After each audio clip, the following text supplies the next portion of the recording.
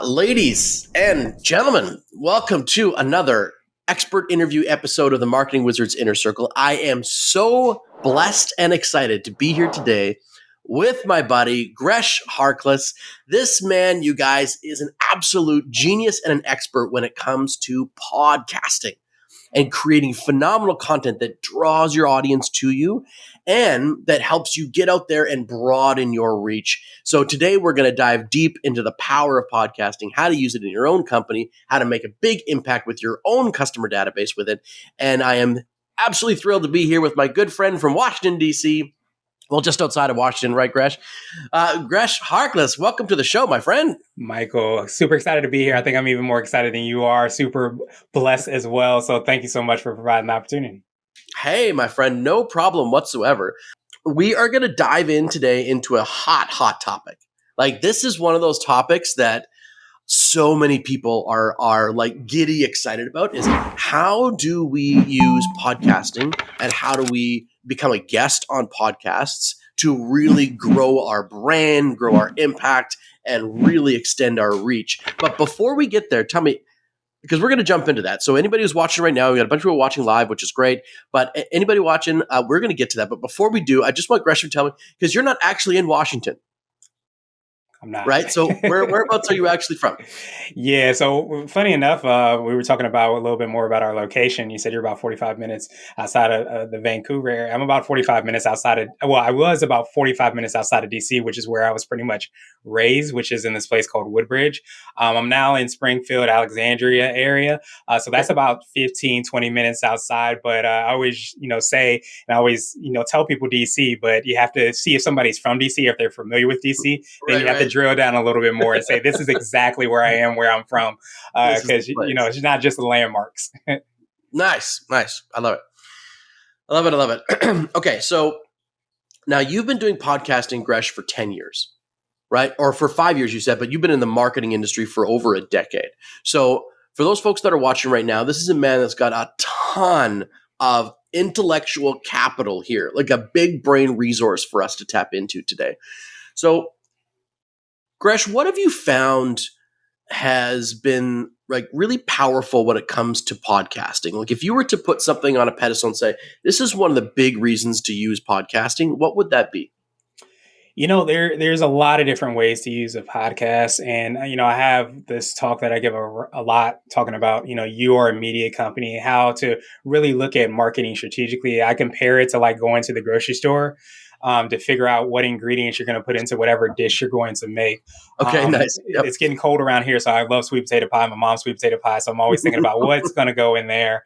And I think when you think about marketing, there's a lot of different ways that you can use these ingredients. And to drill down even more, podcasting, I think sometimes when you hear podcasting, you're thinking, Joe Rogan, how do I get advertising? How do I go and, build a huge following and all of those things? But quiet is kept. I think one of the best ways, and probably maybe I'll give you two if that's okay. Yeah. The first one is definitely authority positioning. Like if you are an expert at what it is that you do, the opportunity for you to get to talk about the experiences that you have, talk about the knowledge that you have, the thought leadership in that specific industry is probably one of the best kind of ways to use the podcast. If you think about, and it's probably still a little bit more of a thing where your book ends up becoming like your business card. Sure. It's going to be the same way with your podcast. You have the opportunity to say, why you're great at what you do. Frankly, you can even bring clients on to talk about why you're great at what it is you do without you directly beating your chest. But I think that's absolutely one of the great ways to leverage your podcast or being on, podcast episodes and being able to even compile those different episodes in shows that you've been on to have that thought authority, that authority positioning created. But another really, really great way that I think is very, very underutilized is actually the whole networking relationship building around podcasting. Yes. Love it. It's something that I think a lot of people will skip past. They don't even think about. If you have the opportunity to be featured on a podcast, think about building that connection, of course, with that host.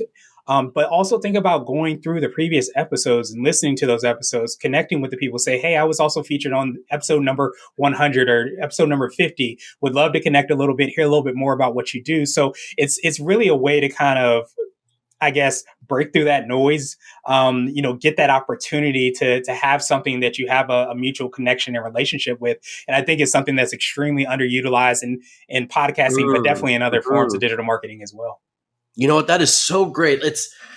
I think we often underestimate, Gresh, how powerful our network is, right? Like how critical that is. And in fact, I don't know about you, buddy, but there have been times in my life where I've invested both time and money, right? Those two resources into a network to get ingratiated into that network, to be a part of it. I did this just about a year ago with the Napoleon Hill Institute. I was like, okay, I want to join this particular group of people. And part of it was obviously for the material, but also a big part of it was because I wanted to be in that group of people and all the value that both I could bring and I could get from being in that group. So you're absolutely right, buddy. And podcasting is such a brilliant way of doing that. And I love how you put it that podcasting can be like a book, can be your business card. So talk to us a little bit about that, because in all your marketing experience, you've probably been sharing your podcast a ton. So how does that go? Like, what does that really look like? Yeah, I mean, I think that we're getting to, as it gets easier and easier, and people might argue with that in terms of creating content, we have it at our fingertips. We literally have a way that we can create so many different types of content within our pockets with our smartphones.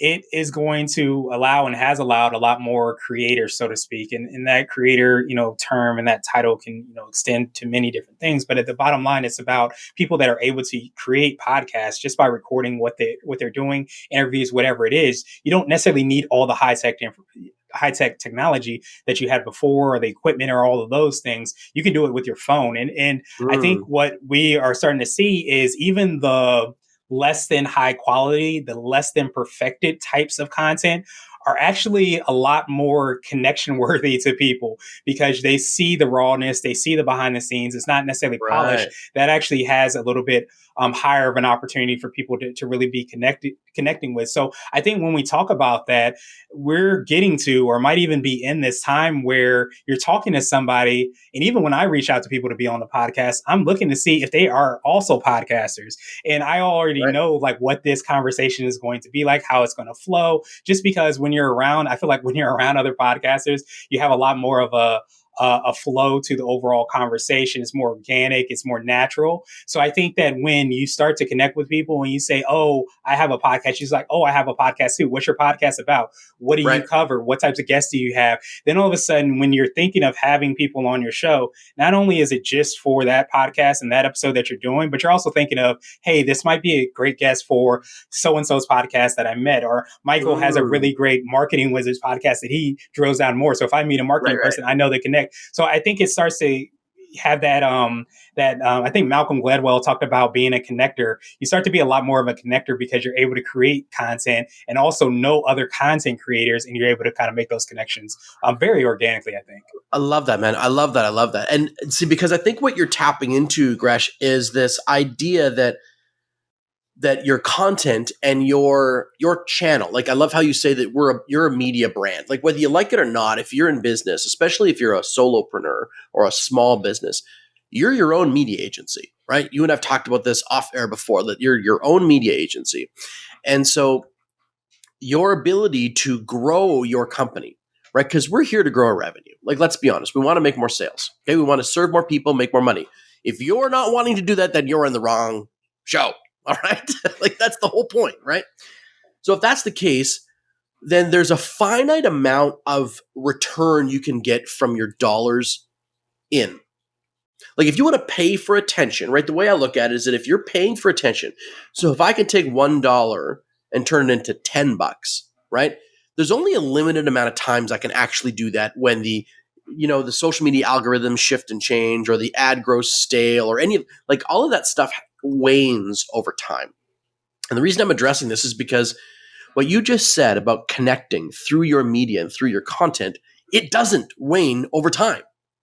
It has an exponential level of possible growth, right? Because you can jump on a podcast, or you can create a podcast, right? Or create a YouTube show like I'm doing here, right? You get a great guy like Gresh on your show. Gresh talks to you. You talk to Gresh. You put that out there. into the world. Somebody then reaches out, or Gresh knows this person, they connect them to me, and you can start to multiply and duplicate your reach over a wide range. And to me, you're absolutely right, Gresh, in that building yourself a channel, like a media channel, whether it's on YouTube, whether it's a podcast, whether it's just on a specific social media platform, it is the most powerful way of exponentially growing your reach. Because the dollars, they start to reduce in their effectiveness. It just happens, right? And then you got to get back into creativity. You got to test another dozen ads, see which one works. Like, it's a long process. It takes a lot of time and effort. But growing a channel exponentially this way by reaching out, networking, as you put it, that has this potential to really snowball what it is that you do. Would you agree with me there, buddy? Yeah, I think you hit the nail on the head. And I think when you start to really think, and one of the beautiful parts of all these digital tools is that you're going from one to one to one to many. And when you're able to reach more and more people and also have this, archive, for lack of a better term, so that you can send people that you meet today, a year down the line, 5 years, 10 years down the line, back to this same video, the same interview to talk about some of those foundational elements, that's going to be gold. Because sometimes for you, being able to kind of leverage your time, leverage your resources, the time and the money, kind of creatively and strategically, the best way to do it is sometimes having that piece of content that's already there. We're seeing that more and more potential clients and customers are a lot more informed, and they're a lot more informed because they're Google searching, they're looking at reviews, they're doing all those things. So why not provide them more information and give them some, I guess, tools along the journey so that they can say yes when they actually do get on that call with you, or they do see your ad or whatever it is that that you're working on. It's going to complement all the things that you're doing, but only if you start to create that media company, or even be on other media companies and start to archive that so that you have that information there. I love that, man. I love that, because I always put it that your marketing is a habitat. It's like an environment, right? And people are going to come in and they're going to see, oh, look at that. Look at that. Look at the plant on that rock that's been there for 3 years, aka a piece of content you built on YouTube or on your podcast or whatever, right? And they're seeing the whole environment of your marketing. Yeah, you got their attention with an ad, but they're going to come and see your whole environment of marketing, your whole habitat of it. So it's important to have all those pieces in place. I love it. Now, I want to dive into your advice on how to get a podcast started. Okay, what things to do and we're going to dive into that in just a minute. But before we get there, Gresh, I want to know, why do you do this? Right? Like, why, the old Simon Sinek question, what's Gresh's why? Like, why did you build a marketing agency, and why have you spent all this time? Because, man, you and I will both agree, it is a shit ton of time to grow a media channel from zero to something. We've reached just over 1,000 YouTube followers. It's been a year in the making to get there, slogging away. So why invest all this time? Why do this effort? What's drives you, my friend? Yeah, I think that's a great question. And funny enough, I have to go probably even farther back before I started everything to answer that question. And when I was kind of even in college, I was trying to figure out, what I wanted to be when I grew up. At that time, it was really just like, what am I going to major in? Have you grown up yet? Like, has that happened? He's still working on it here and there. Yeah. There you go. It's all relative, right? But I think a lot of times when you're trying to figure out all those things, my answer is always to go back. So what I did is I went back to what I did when I was a kid. And one of the things that kind of stood out to me, I was that kid that sold potato chips on the playground and did things like that. Nice. But I started what was then the family newspaper. And I did that because I was about 10 years old and my dad was in the military. He was in the Air Force. So he got reassigned to go outside of the United States for an entire year. And it was super heartbreaking, cried, boohooed like a baby, all of those things. During that time, but we didn't have all these snazzy tools that we have now to like instantly connect with somebody right in our pocket. All we had was dial-up AOL instant messenger to stay connected. Exactly. Don't call. Make sure no one calls because you're on the internet. So during that time, I started to like compile a lot of the things that were going on in my family. So these were stories from a squirrel that got into my grandma's house to a wedding in our family that didn't actually get started and that didn't actually go according to plan. So all those things, I was like that TMZ for our family. For your family, nice. Yeah. Okay. So I took those and I made it into a family newspaper, Microsoft Word, clip art, all those things to compile them. And I would send them to my dad with his care box so he would know all the things that were going on in our family. So between that and me, of course, selling the subscriptions to family members, You that's sold the subscriptions for the a little newsletter? bit. Yes, I sold a little bit. And if anybody's listening and still might be interested, I can put something together if you want to see some archives.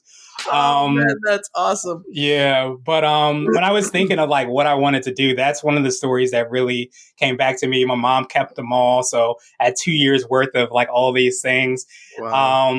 And that kind of put me in this kind of media company mindset. Of course, Sure. I wasn't calling it that then. I just loved to write. So to answer your question, the way that I kind of look at everything that I do is an extension of that same 10-year-old kid that's collecting content and information about whatever it is that I might be interested at that time. And for me, like knowing that I wanted to start a business, knowing that I had those tendencies, I didn't really know what that was. So I said, what's the best way for me to do that? Let me go ask other entrepreneurs. So I started to do freelance writing, which eventually became blogs, which eventually became the podcast because I was recording them and added a intro, outro. So the reason why I started all this is just because I think that's ultimately part of my DNA. And I'm just crazy passionate about entrepreneurship. I feel like it always equals hope and opportunity in so many different ways. So the best way for me to feel like make a dent in the universe, as Steve Jobs might say, is for me to go and capture the stories, capture the knowledge, and learn myself as well too from all these super successful entrepreneurs and business owners. So that's a lot of my why. And funny enough, one side thing is that when I first started my podcast, I had people that had featured on my blog on the podcast because it was already a warmer connection. And I actually had somebody during my first episode that said one of the reasons that she started her business is called No Monaja, was because we asked her and a lot of other people, like, what does being a CEO mean to them? And it sparked her to really think about what she was doing in her job, what her why was, all those things. And I say all that to say that sometimes when you're doing things, and I, at that time and before that, I didn't really know, it wasn't until she told me that story that it made me say, okay, this is my why. This is exactly what kind of gets me going to hear those stories and try to impact others. So long-winded answer, Michael, but that's a little bit about my why. No, I love it, man. I love it. I think that, I mean, I love what you just said. Entrepreneurship equals hope. I think that's great. I mean, to me, entrepreneurship, aka sort of like pioneering business stuff, is really the thing that shifts the world, right? That's what changes things. For a long time, it was, kind of, religious movements or anything else. But for the last probably, 700-800 years, it's been a lot of business, entrepreneurship, people in the background toiling away, inventing, creating, pushing the envelope, and in some cases, obviously, to monetize that and then become entrepreneurs and distribute. But what you just said there is that you don't know the effect you're having. Right? One of the great things about building a podcast, my friends, or building a channel or a media channel is you don't know who you're affecting. You don't know that you're changing that 17-year-old kid's life or that 47-year-old woman's life. Like, you don't know you're doing that. You're putting out great content, interviewing awesome people like Gresh, you're doing your thing. And here's what you do. You give it away.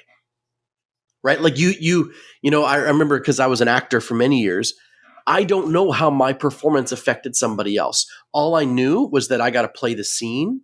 I got to I got to tell this story with these people, and how Gresham interprets that or how that makes him feel or what that does for his life is up to him. Right? And so to me, what's happening, and you were talking about this earlier, how content's become easier, is this ability to marry art and business. Right? It's become easier now than ever before to marry artistry and business together. And so for people that, want to do an interview show like this, or who have a deep level of authoritative expert knowledge, like you were referencing before, Gresh, this is such a great medium to get into because it allows you to explore these topics and it allows you to express yourself and spread your influence, right? And then those people that really would love to do business with you or are affected by it, they're going to go do their thing or they're going to reach out to you. So it's a win-win all around. I absolutely love it. Love it. Okay, so Gresh, if I want to get a podcast started today, what do I do? What's the first step? What should I do if I want to start a podcast? Yeah, I would say my questions that I really go back to are they going to be the same no matter what type of marketing you're going to do, and I consider podcasting to be a type of marketing. Sure. 3 questions I would make sure that I answer before I even hop into trying to figure out how to do a podcast, what to do on a podcast, so on and so forth. Ask yourself, who are you targeting? Why are you actually creating this podcast, and who is it going to be for? We talked about entrepreneurship. Entrepreneurship, to me, at its heart, is about problem solving. So obviously, most of us are going to be thinking about it from a business standpoint, but think about whatever problems you can want to solve. Even if you're the mom that maybe wants to get a traffic stop sign put up on the corner, think about what problem you're going to be able to solve. Be very clear about who you're targeting with that content that you're going to be creating, because that's going to help put so many things in connection. So paint that avatar, figure out who you're targeting. After that, know your why. And I kind of touched on that a little bit. Why are you doing this? Are you trying to get that traffic stop sign put up there? Or are you trying to sell more books so that you can get more speaking opportunities? Are you trying to drive more people to buy the thing on your e-commerce site, that widget that you want to sell multiple copies of? Whatever that is, figure out exactly what you're trying to do as far as and what success ultimately looks like, what your goal is. And then we touched on the most important question that no one ever wants to answer, but everybody has to answer, which is the resources. Are you putting in the time? Or are you putting up the money? Or are you doing a combination of both? A lot of times, if you're just starting today and you just want to bootstrap it, you probably have more time than you have money. Sure. And so that's really the 3 questions that you want to try to jump into. But I think once you get clear on that, that's going to help you figure out probably what's the next most important step, which is understanding what exactly your podcast is going to be about. You can start to think about, certain, titles for your podcast and start to do the looking of, what might be there. But I think after you get those things cleared away, it's going to help you to take the next step and the step after that. If you want to really jumpstart things quickly, there's a platform that was formerly named Anchor that is now named Spotify for podcasters that can get you started very, very quickly. It's going to get you on all the different podcast platforms very quickly, free to use. And I actually, anytime I test out, and actually my podcast I have now, the IMCO podcast, I actually started it out there before I moved it over to what I use for my podcast hosting. But really great platform to kind of test out ideas.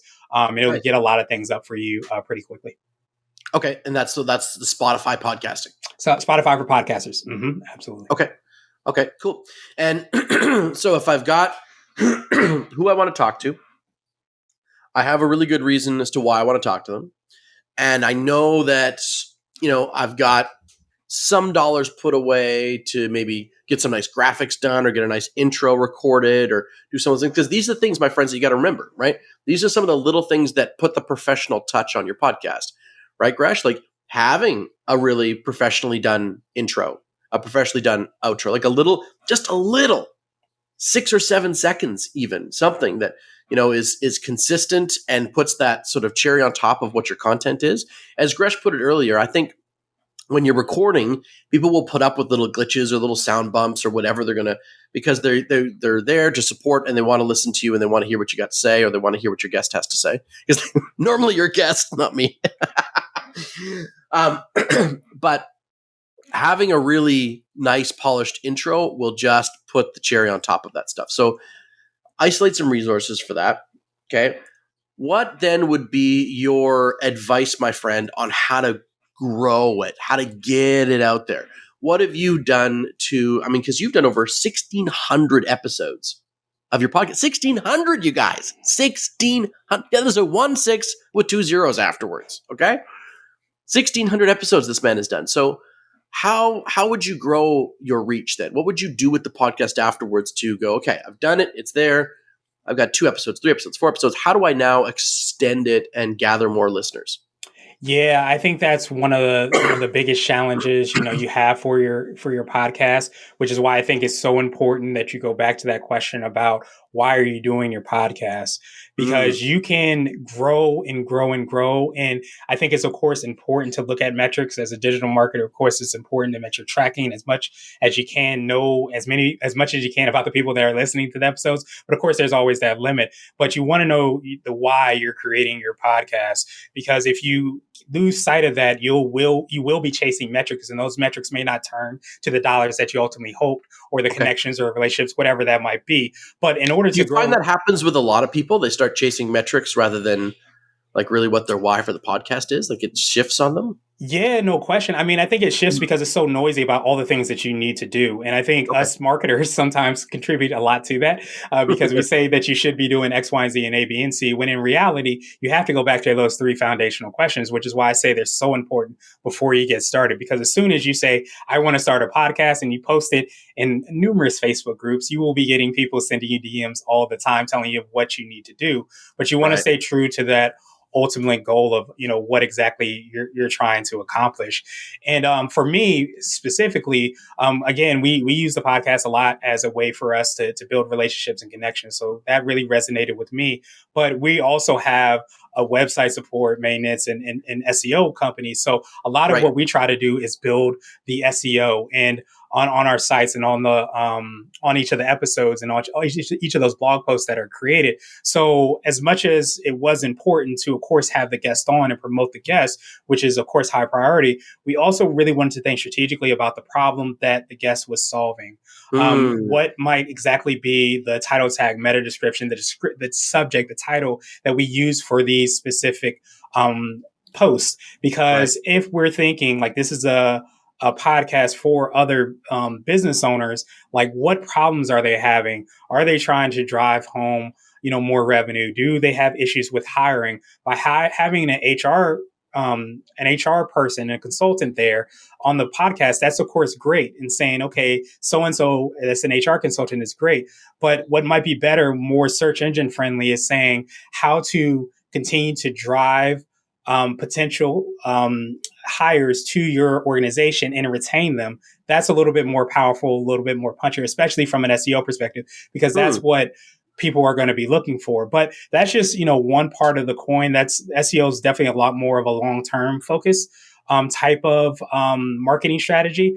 But also don't forget that the people that are on the show are there to also promote the things that they're doing. So by arming them with the graphics, the information of when their podcast going live, the link, all of those things, and teaching them, and for lack of a better term, coaching them up on how to share their mm, podcast.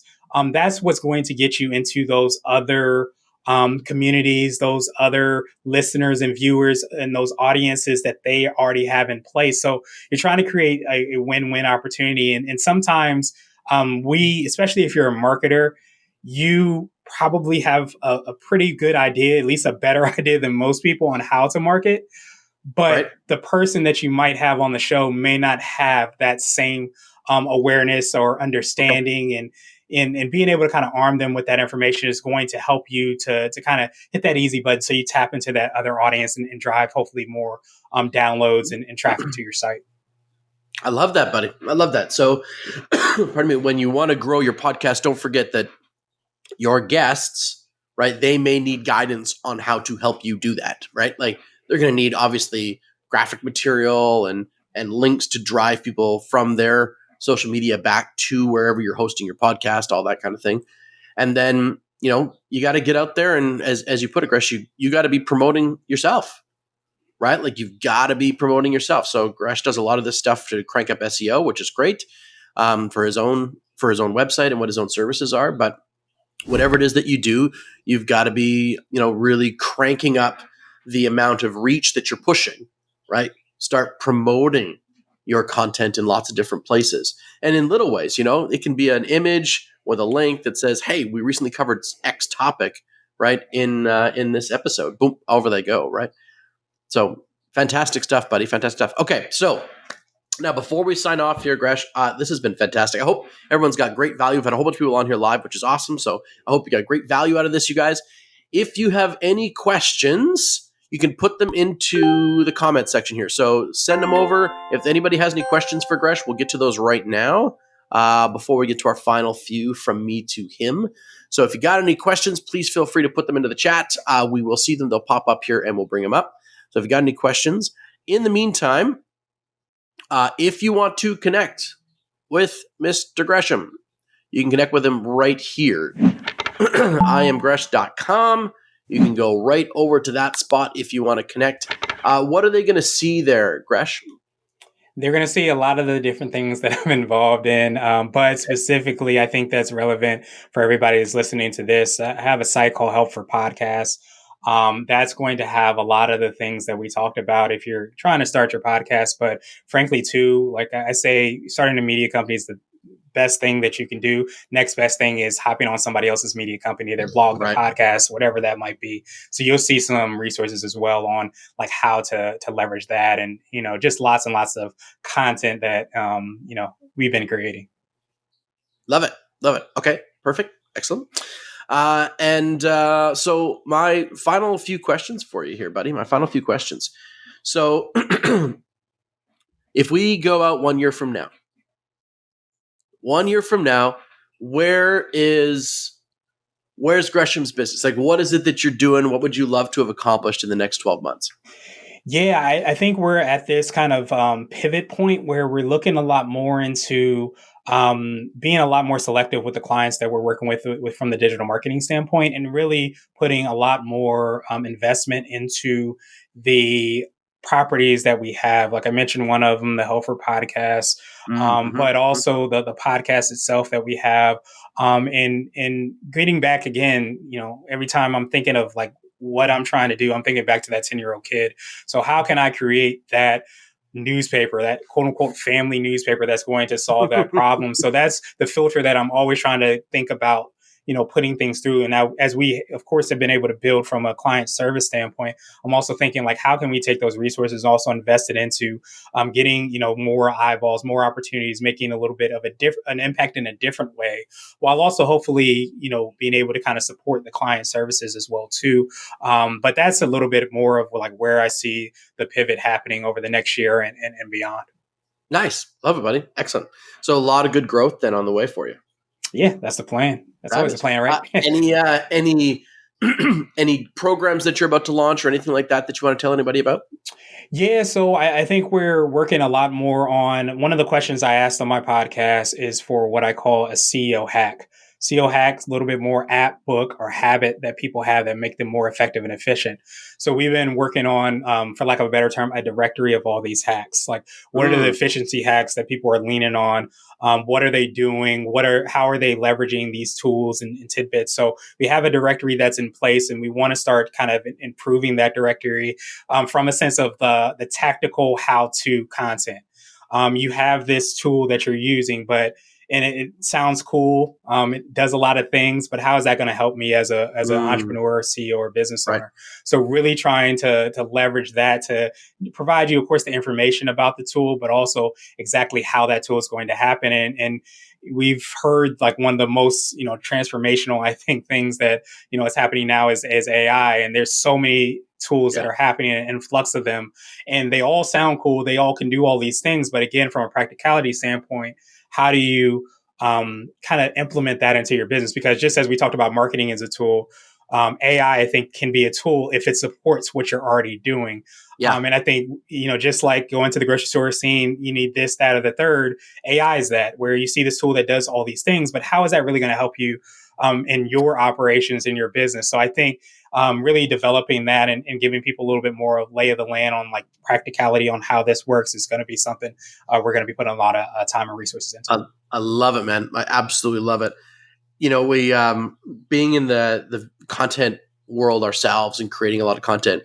Just before we wrap up here, one of the things that I've noticed is that people are using the AI to create short form video, and it's like, but AI will cut the video in weird places.